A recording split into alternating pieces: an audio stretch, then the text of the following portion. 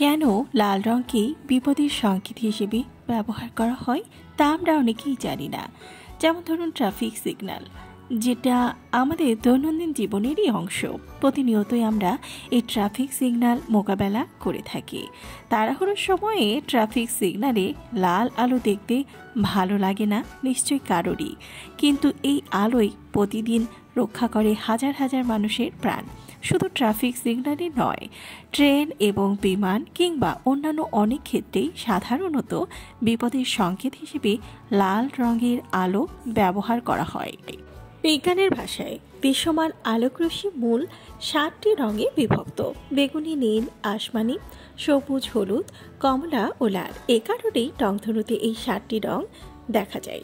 মজার বিষয় হলো এই রঙগুলো তরঙ্গ দৈর্ঘ্য অনুসারে পরপর সাজানো থাকে। আসলে আলোক রশ্মি যখন বায়ুমণ্ডল আর ধূলিকণার মধ্য দিয়ে যায় তখন তার বিচ্ছুরণ হয়।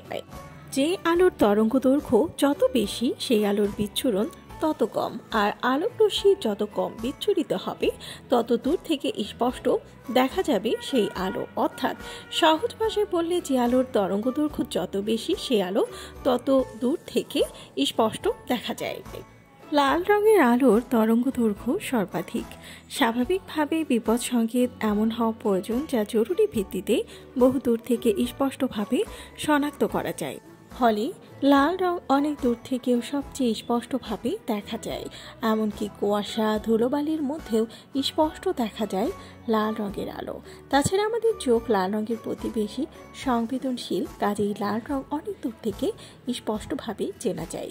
এই কারণেই লাল রং ব্যবহার করা হয় বিপদ সংকেত হিসেবে।